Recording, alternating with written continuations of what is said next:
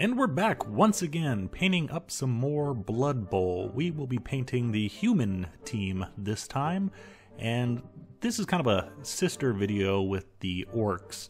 I planned to release the orc video second, because the humans was going to be a much simpler paint job, but things happened and I didn't get it done in time. So you may want to watch the humans first and then watch the orcs, because it make a little bit more sense, but I'll show you the differences because this is a true 3-foot paint job. The orcs got a bit more complicated than that, and you should be able to spot the differences of where I had to change things up. But let's get to it. As before, we are starting off with a black primer base coat, and over that I am dry brushing some Iraqi sand, and doing that in order to pick out some of the details to help speed up the paint job and make the overlaying colors a little bit brighter and easier to put on. For the armor, we are going with Vallejo Model Color Dark Blue, and I haven't done much painting in blue, at least not recently. Blue can be a little bit difficult to work with, not as difficult as red or yellow, but blue you usually don't want to over highlight or overshade, kind of like red, but not as extreme as with red. So we are kind of starting with just the base coat here and skipping the shade layers.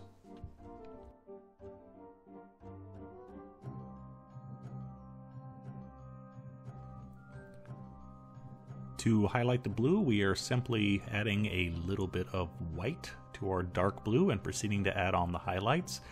The other reason why we don't want to over highlight with the blue, especially on this miniature, is because there's no sharp edges. Everything is just straight or rounded plates. So I don't want to go too extreme on the highlights. You can do extreme highlights with blue in some occasions, but on this dark blue, we definitely don't want to do it, and especially on the surface areas that we are painting on.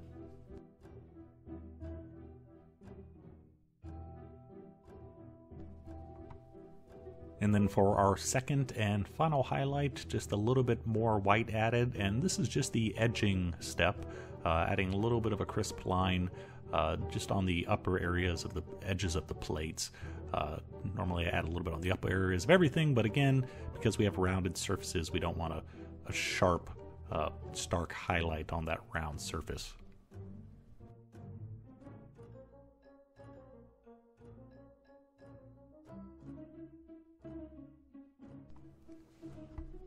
For the pants, we are going for an off-white color, and to base coat that, we once again are breaking out the Vallejo Model Color Iraqi Sand and just giving a good solid coat to the pants. As with the orcs, in order to speed up the paint job, I'm trying to leave a nice crisp black edge between the different distinct areas on the miniature. Normally I would be painting a darker color in those areas, but a thin black line will look decent from 3 feet away. So we have to paint a little more carefully than we normally would, but it will still be faster because we're painting less layers onto the miniature.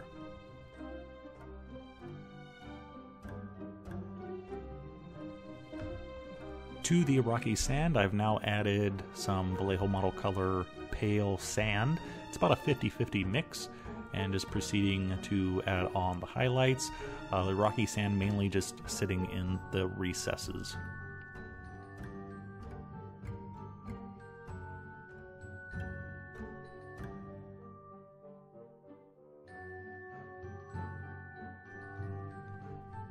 And then finishing off with some final highlights using straight pale sand. Once again, just like with the orcs, paint is a lot thicker than I normally would use, so we're not using multiple layers and slowly building up the colors. It's just 1 or 2 strokes on each area, and that really speeds up the painting time. It will be noticeable if you look a couple inches away from the miniature, but not a couple feet away.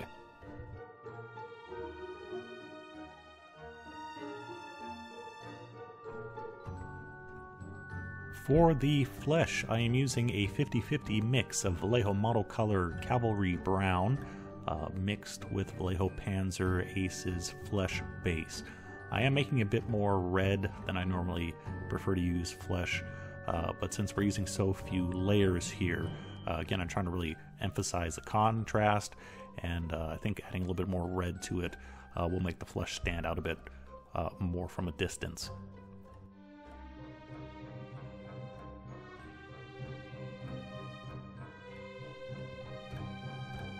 Then we highlight the previous mixture, this time using straight Panzer Ace's Flesh Base. Once again, leaving that previous mixture in the recesses. This is pretty much the exact same way that I paint when I'm doing layering, except for we're just doing this in 3 coats, 3 layers of paint, rather than multiple layers of thinned paint. So if you're just starting out, and this is a good place to start, just using 1 thick layer. If you want to know how to advance your painting, it's the exact same way, but you're thinning out the paint a lot more, and you're going over each area multiple times, so you get a nice smooth transition between the layers. It's very simple, you just have to practice at it.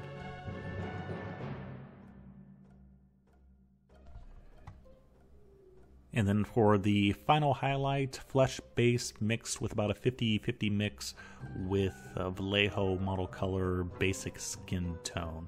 And once again, needless to say, up in the contrast a bit, so very bright contrast between this highlight, the base, and of course the shade color, and just adding a few dots here and there, really emphasizing those muscles so they're more obvious from a further distance away.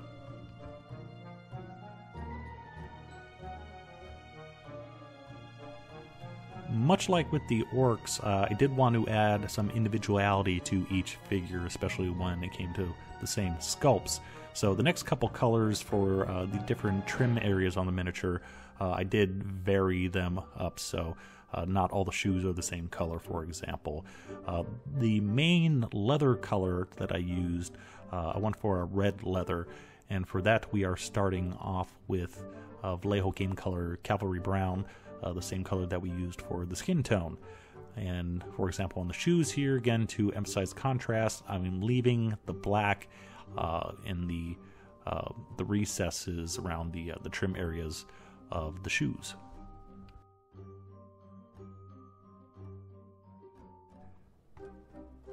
And then to highlight the Cavalry Brown, using Vallejo Game Color Parasite Brown, and I'm using this straight out of the bottle. We're not doing a 50-50 mix, and this is the one and only highlight that we're doing to these areas. Because they are so small, we don't have to worry about adding a shade layer or multiple highlights. The smaller the area, usually the less work you have to put into it, just because it's so much smaller.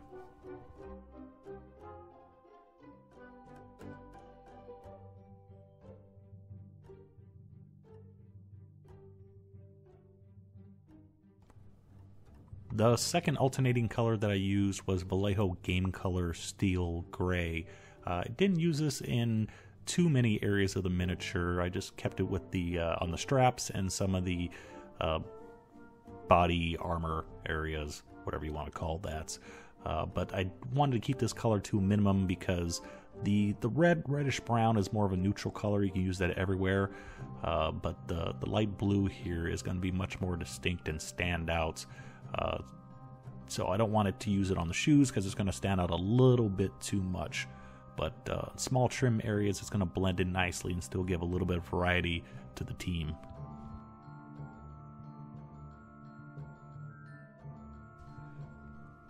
To base coat the socks, I am using Vallejo Game Color Stonewall Gray, and this is the exact same color and method that I used for the stripes on the helmet, and a little bit of the trim here and there, and also I added stripes on the thigh guard areas. Kind of realized afterwards, I could have varied up this color a little bit too, just going for a little warmer gray, colder gray, darker gray, lighter gray, but kept it all the same throughout. You can change it up if you like.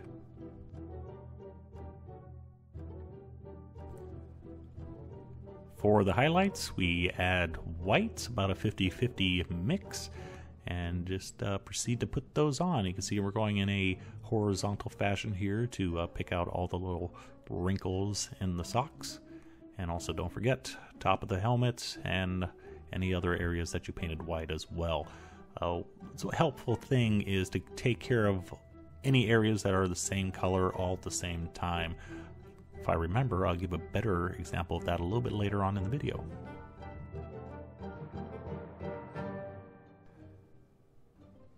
And then we finish off with pure white, mainly concentrating this on the helmets and the thigh guard stripes, adding just a small amount to the socks, but I am trying to keep those a little bit dingier looking and still keep the other areas of the white a little bit brighter. So just again painting up the same area, or two different areas with the same color, but we're getting two different effects because we're adding more highlights to one area and less to the other.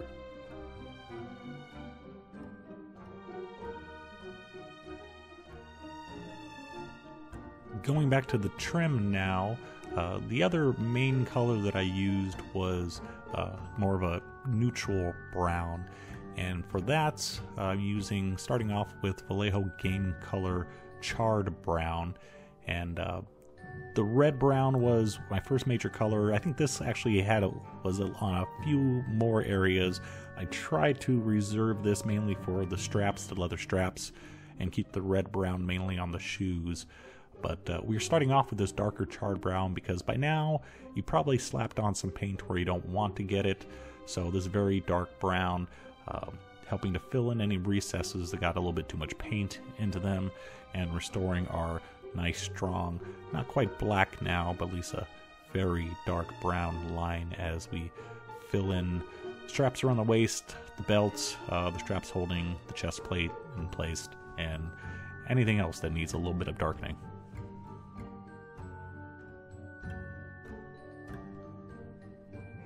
Our charred brown is our shade color in this case, and so our base color is Vallejo Model Color Flat Earth. Probably my second favorite color out of Vallejo. When in doubt and you're looking for a brown, go with Flat Earth. You can't go wrong.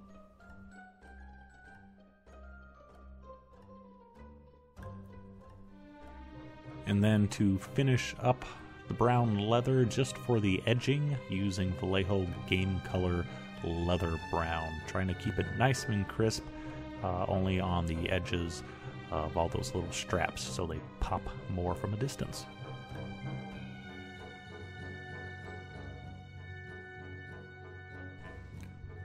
On to the metal bits now, and we are using a mix of Vallejo Model Air steel mixed with a little bits of black paint, and painting all the steel bits, spikes and whatnot. Also a few of the smaller armor plates, mainly just the ones on the forearms. With the orcs, I really didn't like how they looked, so I added a whole lot of different colors and mismatched the plates on purpose. The humans, I want a little bit more uniform and cleaner, so I'm doing this very subtly. Mainly the only difference is, again, the forearms and some of the face plates. Some I painted gold, some I painted steel.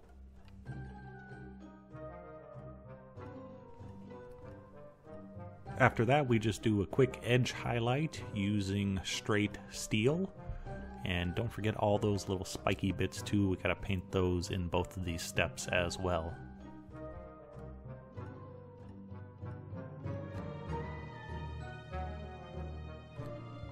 And then we finish off with a black and brown ink wash mixed with some Glaze medium. And this is the same thing that we use for the orcs, but since I want the humans to look cleaner, there's a lot more black than brown in this mix. And this is actually a step that I should have waited to do later. Again, talking about saving time and doing everything at once. This is the same color I used to fix any little errors, mistakes, where I was a bit too reckless with the paint and I needed to darken a recess anywhere. This is the same color I used, so I should have waited until I was close to the end of the miniature before applying this wash, because that would have saved me a little bit of extra time. But then again, don't forget the spikes. We have to shade those as well.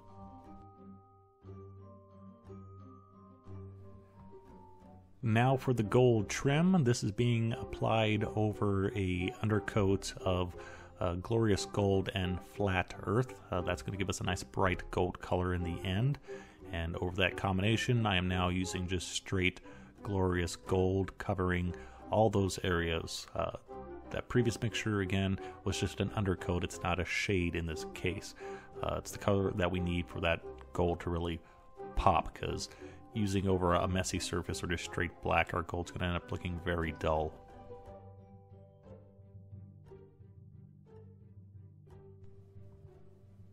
Highlights are a mix of the Glorious Gold mixed with the Vallejo Model Air Steel.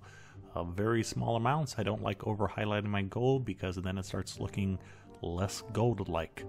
Everything counts in small amounts.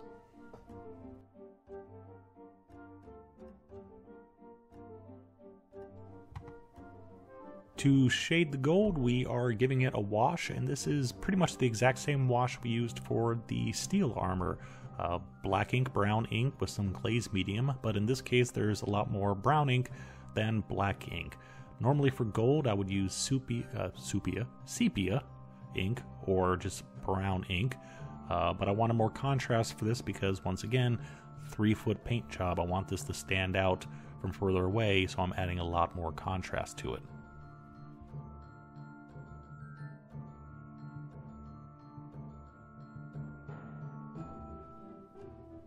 Last thing to do is just add the decals of flat varnish and the static grass, and we're done. Hey, look at that. Again, this is a 3-foot paint job. There are a few mistakes here and there. Not something you want to zoom in on at 1080p, but this is good enough for most people. If you're starting out, I really recommend trying a 3-foot paint job because this is a good starting point. Just try to do this, try to paint cleanly. Don't worry about if you see a few brush strokes, because once you get this down, you can start thinning your paint and start getting rid of all those brush strokes. So you start with just, 2 coats of paint, each of those coated once, and then you start thinning your paint more, and you start doing 2 coats of paint with 2 thinner layers, transparent layers, and after that you thin it, so you have to do 3 transparent layers and then 4 transparent layers and add an extra highlight and eventually start working your way up. But this is a really good starting point. Don't think you have to thin your paint and do 20 layers like I do on every single color, every single highlight color. Start with here and work your way up. But anyway, this is all done. Thanks for watching. I think we're done with Blood Bowl for a while, I hope, because I'm really sick of painting Blood Bowl right now.